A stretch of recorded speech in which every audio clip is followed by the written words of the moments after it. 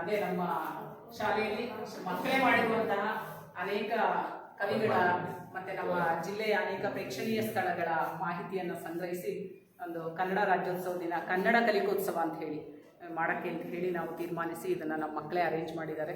ಇದನ್ನು ಇವತ್ತು ನಮ್ಮ ಹಾಸನ ಜಿಲ್ಲೆಯ ಉಪನಿರ್ದೇಶಕರ ಕಚೇರಿಯಿಂದ ಬಂದಿರುವಂತಹ ನಮ್ಮ ಕನ್ನಡದ ವಿಷಯ ಪರಿವೀಕ್ಷಕರು ಇದನ್ನು ಉದ್ಘಾಟನೆ ಮಾಡಿದ್ದಾರೆ. ಇದು ನಮ್ಮ ಮಕ್ಕಳು ಮಾಡಿರುವಂತಹ ಕಲಿಕಾ ಹಾಡುಗಳು. ಅವರು ಕಲಿತಂತಹ ಮಾಹಿತಿಯನ್ನು ಇಲ್ಲಿ ಪ್ರದರ್ಶನಕ್ಕೆ ಇಟ್ಟಿದ್ದಾರೆ.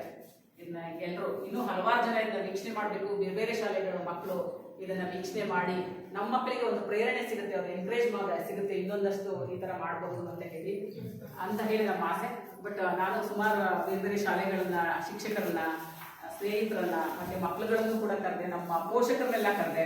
ನೀವೊಮ್ಮೆ ಬಂದು ನೋಡಿ, ನಿಮ್ಮ ಮಕ್ಕಳೇ ಮಾಡಿರುವಂತಹ ಕೆಲಸಗಳು ನೀವು ಶಾಲೆಗಳಲ್ಲಿ ಇಂಥ ದಿನಗಳಲ್ಲಿ ಬಂದು ನೀವು ವೀಕ್ಷಣೆ ಮಾಡಬೇಕು ಅಂತೇಳಿ ಕೆಲವು ಪೋಷಕರಿಗೂ ಕೂಡ ನಾನು ಕರೆ ಮಾಡಿ ಹೇಳಿದೆ. ನಮ್ಮ ಮಕ್ಕಳಿಗೂ ಹೇಳಿದ್ದೆ, ನಿಮ್ಮೆಲ್ಲ ಪೋಷಕರಿಗೆ ನೀವು ಹೇಳಿ ನಾವೇ ಮಾಡಿರೋದು ಬಂದು ಇದನ್ನು ನೀವು ವೀಕ್ಷಣೆ ಮಾಡಿ ಅಂತ. ಅವ್ರಿಗೂ ಒಂದು ಖುಷಿ ಇರುತ್ತೆ, ನಮ್ಮ ಮಕ್ಕಳು ಇಷ್ಟೆಲ್ಲ ಮಾಡಿದಾರ ಅಂತ. ನಮ್ಮ ಮಕ್ಕಳು ಏನೂ ಕಲ್ತಿಲ್ಲ ಅನ್ನುವಂಥ ಭಾವನೆ ಕೆಲವೊಮ್ಮೆ ಇರುತ್ತೆ.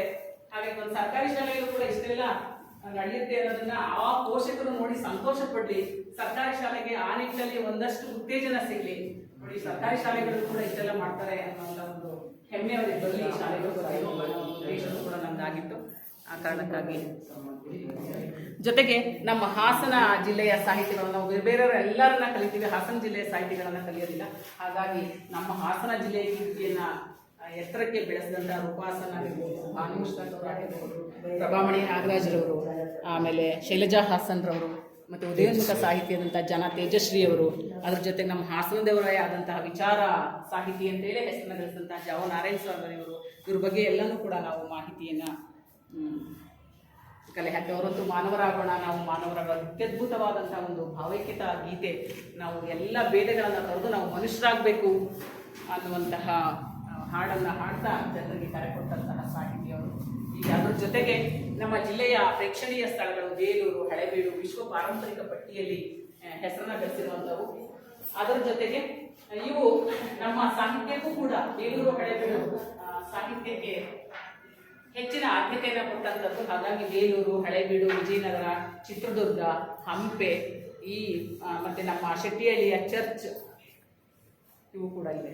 ಸರ್, ನೀವು ಆತ್ಮೀಯರೇ, ಈ ವಸ್ತು ಪ್ರದರ್ಶನವನ್ನು ನೋಡಿದರೆ ನಮ್ಮ ಕನ್ನಡದ ಪುರಾತನ ಪಂಪನಿಂದ ಹಿಡಿದು ಜಾನ ತೇಜಶ್ರೀವರೆಗಿರ್ತಕ್ಕಂಥ ಎಲ್ಲ ಸಮಗ್ರ ಸಾಹಿತಿಗಳ ಕಿರುಪರಿಚಯ ನಿಮಗೆ ಒಂದೇ ಹಾಲಿನಲ್ಲಿ ದೊರೆಯುವಂತಾಗುತ್ತದೆ. ಕನ್ನಡದ ಜ್ಞಾನಪೀಠ ಪ್ರಶಸ್ತಿ ವಿಜೇತ ಕವಿಗಳು, ಉದಯೋನ್ಮುಖ ಸಾಹಿತಿಗಳು ಹಾಗೂ ಕರ್ನಾಟಕ ದರ್ಶನವನ್ನೇ ಇಲ್ಲಿ ಮೇಡಮ್ ಮಾಡಿಸಿದ್ದಾರೆ. ಕರ್ನಾಟಕದ ಪ್ರೇಕ್ಷಣೀಯ ಸ್ಥಳಗಳ ಬಗ್ಗೆ ಮಾಹಿತಿ ಇದೆ. ಮೇಲಾಗಿ ನಮ್ಮ ಹಾಸನ ಜಿಲ್ಲೆಯನ್ನು ಪರಿಚಯ ಮಾಡ್ತಕ್ಕಂತಹ ಕೆಲಸವನ್ನು ಮಾಡಿದ್ದಾರೆ. ಹಾಸನ ಜಿಲ್ಲೆಯ ಸಾಹಿತಿಗಳ ಪರಿಚಯ ಇದೆ. ವ್ಯಾಕರಣ, ಛಂದಸ್ಸು, ಅಲಂಕಾರದ ಬಗ್ಗೆ ಫ್ಲಾಶ್ ಕಾರ್ಡ್ಗಳನ್ನು ಮಾಡಿದ್ದಾರೆ. ಇದೊಂದು ಸಂಗ್ರಹಿಸಿ ನೋಡಿದರೆ ಒಂದು ಜ್ಞಾನಕೋಶವನ್ನು ಒಕ್ಕಿ ಹೊರಬಂದಷ್ಟು ನಮಗೆ ಮಾಹಿತಿಯನ್ನು ನಮಗೆ ಇಲ್ಲಿ ದೊರಕುತ್ತೆ. ಇದನ್ನು ಮಾಡಿದಂತಹ ವಿದ್ಯಾರ್ಥಿಗಳಿಗೆ, ಇದಕ್ಕೆ ಪ್ರೇರಣೆ ಪ್ರೋತ್ಸಾಹ ನೀಡಿದಂತಹ ವನಜಾಕ್ಷಿ ಮೇಡಮ್ನವ್ರಿಗೆ, ಸಹಕಾರ ನೀಡ್ತಾ ಇರತಕ್ಕಂತಹ ಮುಖ್ಯೋಪಾಧ್ಯಾಯರಿಗೆ ಹಾಗೂ ಅವ್ರ ಜೊತೆಗೆ ಕೈ ಜೋಡಿಸಿರ್ತಕ್ಕಂತಹ ಎಲ್ಲ ಶಿಕ್ಷಕ ಬಂಧುಗಳಿಗೆ ನಾನು ತುಂಬ ಹೃದಯದ ಅಭಿನಂದನೆಗಳನ್ನು ಸಲ್ಲಿಸ್ತಾ ಇದ್ದೇನೆ. ಕನ್ನಡ ರಾಜ್ಯೋತ್ಸವದ ಅಂಗವಾಗಿ ಸರ್ಕಾರಿ ಪ್ರೌಢಶಾಲೆ ವಿದ್ಯಾನಗರ ಹಾಸನ ಇಲ್ಲಿ ಈ ಕನ್ನಡ ಭಾಷಾ ಶಿಕ್ಷಕಿಯರಾದಂಥ ಶ್ರೀಮತಿ ವನಜಾಕ್ಷಿ ಮೇಡಮ್ ಹಾಗೂ ನಮ್ಮ ಶಾಲೆಯ ಎಲ್ಲ ವಿದ್ಯಾರ್ಥಿನಿಯರು ಹಾಗೂ ಎಲ್ಲ ಶಿಕ್ಷಕ ವೃಂದದವರ ಸಹಯೋಗದಲ್ಲಿ ನಾವು ಕನ್ನಡ ನಾಡು, ನುಡಿ, ಸಂಸ್ಕೃತಿ ಮತ್ತು ಕನ್ನಡ ನಾಡಿನ ವಿವಿಧ ರೀತಿಯ ಬೆಳೆಗಳ ಪರಿಚಯವನ್ನು ಈ ಒಂದು ಶಾಲೆಯಲ್ಲಿ ಆಯೋಜನೆ ಮಾಡಿ ಮಕ್ಕಳಿಗೆ ನಮ್ಮ ನಾಡು, ನುಡಿ ಮತ್ತು ಸಂಸ್ಕೃತಿಯ ಪರಿಚಯವನ್ನು ನಮ್ಮ ಭಾಷಾ ಶಿಕ್ಷಕಿಯವರು ಮಾಡಿಕೊಟ್ಟಿದ್ದಾರೆ. ಇಂಥ ಕಾರ್ಯಕ್ರಮಗಳನ್ನು ಶಾಲೆಗಳಲ್ಲಿ ಆಯೋಜನೆ ಮಾಡೋದ್ರಿಂದ ಮಕ್ಕಳಿಗೆ ನಮ್ಮ ನಾಡು, ನುಡಿ ಮತ್ತು ಸಾಹಿತಿಗಳು.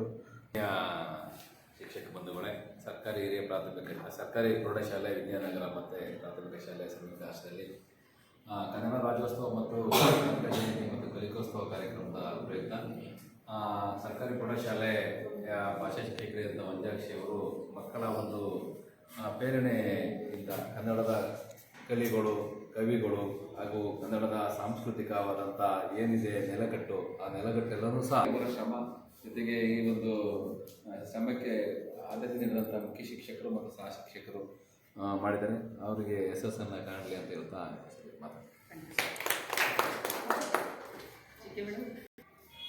ಈ ದಿನ ನಮ್ಮ ಶಾಲೆಯಲ್ಲಿ ಕನ್ನಡ ಕಲಿಕೋತ್ಸವ ಕಾರ್ಯಕ್ರಮವನ್ನು ಆಯೋಜಿಸಿದ್ದು ಕನಕದಾಸ ಜಯಂತಿ ಜೊತೆಗೆ ಕನ್ನಡ ಕಲಿಕೋತ್ಸವ ಕಾರ್ಯಕ್ರಮ ಆಯೋಜಿಸಲಾಗಿದೆ. ಈ ಒಂದು ಕಾರ್ಯಕ್ರಮಕ್ಕೆ ಶ್ರಮಿಸಿದಂತಹ ನಮ್ಮ ಶಾಲೆಯ ಕನ್ನಡ ಭಾಷಾ ಶಿಕ್ಷಕಿಯಾದಂಥ ಶ್ರೀಮತಿ ವಂಜಾಕ್ಷಿಯವರಿಗೂ ಹಾಗೂ ನನ್ನೆಲ್ಲ ವಿದ್ಯಾರ್ಥಿಗಳು ಬಹಳ ಶ್ರಮದಿಂದ ಈ ಕಾರ್ಯವನ್ನು ಪೂರ್ಣ ಮಾಡಿದ್ದೀರಾ ಮತ್ತು ಯಶಸ್ವಿಯಾಗಿ ನಡೆಸಿದ್ದೀರಾ.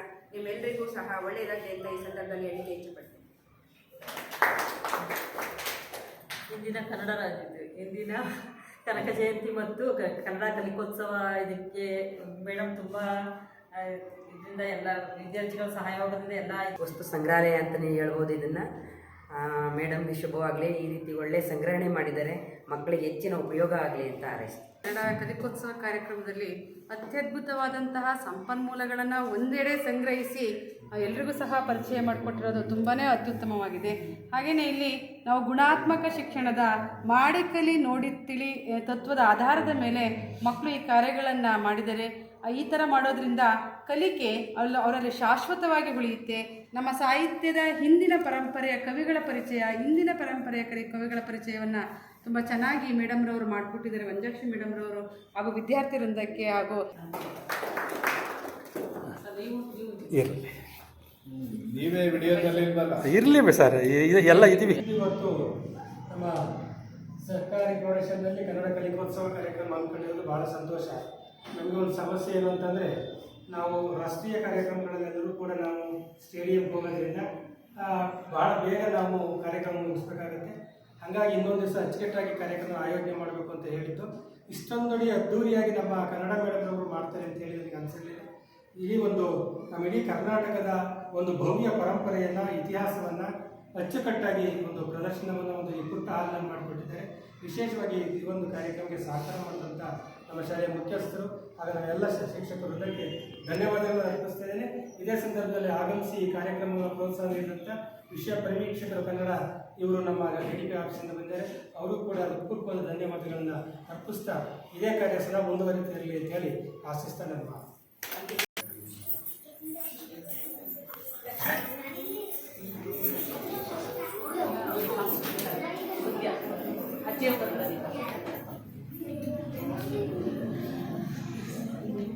ವಿಷಯ ಪರಿವೀಕ್ಷಕರು ಶೇಖರೇಗೌಡರು ಸರ್, ಈ ಒಂದು ಕಾರ್ಯಕ್ರಮಕ್ಕೆ ಆಗಮಿಸಿ ಕನ್ನಡದ ಕಾರ್ಯಕ್ರಮದಲ್ಲಿ ನಮ್ಮ ಪ್ರಾಥಮಿಕ ಶಾಲೆಯ ಮಕ್ಕಳಿಂದ ಒಂದು ನೃತ್ಯ ಕಾರ್ಯಕ್ರಮವನ್ನು ಮಾಡ್ತಾ ಇದ್ದೇವೆ.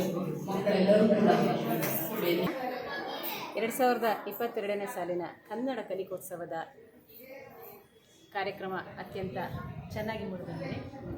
ಕನ್ನಡ ಶಿಕ್ಷಕಿಯರಾದ ಶ್ರೀಮತಿ ವನಜಾಕ್ಷಿಯವರು 8, 9 ಹಾಗೂ 10ನೇ ತರಗತಿಯ ಮಕ್ಕಳೆಲ್ಲ ಸೇರಿ ಜ್ಞಾನಪೀಠ ಪ್ರಶಸ್ತಿ ವಿಜೇತ ಕವಿಗಳು ಹಾಗೂ ಐತಿಹಾಸಿಕ ಸ್ಥಳಗಳು, ಕರ್ನಾಟಕದ ಏನೇನು ಸಂಪತ್ತಿದೆ ಇದೆಲ್ಲದನ್ನು ವಿಶದವಾಗಿ ತಿಳಿಸುವಂತಹ ದೊಡ್ಡ ಒಂದು ಅನೇಕ ವರ್ಷಗಳಿಗೆ ಬಾಳಿಕೆ ಬರುವಂತಹ ಸಂಗ್ರಹವನ್ನು ಮಾಡಿದ್ದಾರೆ. ಎಲ್ಲರಿಗೂ ಕೂಡ ಉಪಯುಕ್ತವಾಗಿದೆ. ಕಾರ್ಯಕ್ರಮದಲ್ಲಿ ಕನ್ನಡ ಕಲಿಕೋತ್ಸವವನ್ನು ಮಾಡಿದ್ದೇವೆ. ಕನ್ನಡ ಸಿರಿಗನ್ನಡಂ ಗೆಲ್ಗೆ ಕುವೆಂಪುರವರ ಕನ್ನಡಕ್ಕಾಗಿ ಕೈ ಎತ್ತು ನಿನ್ನ ಕೈ ಕಲ್ಪವೃಕ್ಷವಾಗುವುದು ಎನ್ನುವಂತೆಯೇ ಕನ್ನಡ ನಾಡಿನ, ಕನ್ನಡ ನುಡಿಯ, ಕನ್ನಡದ ಧೀಮಂತಿಕೆಯನ್ನು ಹೆಚ್ಚಿಸುವಂಥ ಈ ಒಂದು ಕಾರ್ಯಕ್ರಮಕ್ಕೆ ಧನ್ಯವಾದಗಳು.